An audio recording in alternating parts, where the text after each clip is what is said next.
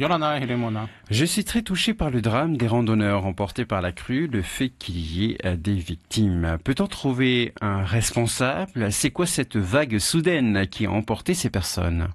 Je ne vais pas me lancer dans une analyse de ce qui a pu se passer, je n'y connais rien, je n'étais pas là et tout ce que je pourrais dire sur les circonstances ne serait d'aucune utilité. À l'heure où j'ai écrit cette chronique, et encore ce matin, il y avait 2 personnes décédées et une personne disparue. C'est à ces personnes et leurs familles que je pense. Parce que ce drame fait évidemment les choux gras des réseaux sociaux. Et je veux en revanche réagir au débat qui s'ouvre alors que l'on n'a même pas retrouvé le dernier randonneur parce que déjà une polémique se développe. C'est exactement comme après un attentat lorsque des politiciens récupèrent l'événement pour accuser un tel ou un tel alors que les corps des victimes sont encore chauds. On est tellement habitué à donner son avis sur tout et n'importe quoi, on a forcément un avis, on est instantanément spécialiste, que l'on se jette dans cette foire à l'info sans le moindre respect des victimes. Il faut à tout prix être le premier, le plus rapide, un scoop c'est la priorité. Et donc avec le drame de la Papeno, les avis sont lâchés et ça part dans tous les sens. La mairie qui rappelle que l'accès à la vallée est réglementé et qu'une autorisation préalable aurait dû être demandée, ce qui pointe donc du doigt le club de randonneurs dont faisaient partie les victimes. L'imprudence des randonneurs est évoquée alors qu'on n'en sait rien.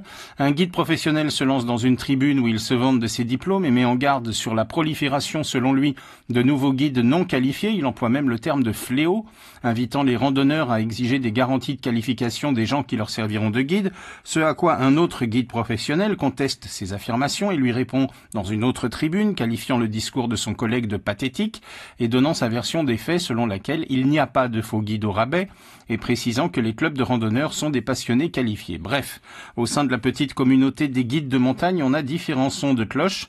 Il semble en revanche d'accord sur le fait que l'information et la prévention ne sont pas assez présentes pour le grand public, c'est-à-dire pour des groupes de potes qui décideraient spontanément et un peu à la légère d'aller se promener en montagne. Et puis, comme le relève notre auditeur, il y a cette crue soudaine, cette vague, à laquelle il semblerait qu'il fût impossible de résister. Une enquête nous en dira peut-être plus un jour, mais en attendant, cessons les débats et les discussions. Je retire le mot polémique que certains pourraient juger trop fort. Ne cherchons pas à savoir dans le vide si un tel est responsable ou pas, n'imaginons pas que les randonneurs avaient pris des risques ou pas. Il y a 2 familles endeuillées et une troisième se raccrochant à un espoir qui diminue de jour en jour. Et il y a peut-être parfois des circonstances humaines dramatiques qui justifieraient que le grand déballage sur les réseaux sociaux attende un peu. Et c'était De quoi je m'y mêle, présenté par Lolo.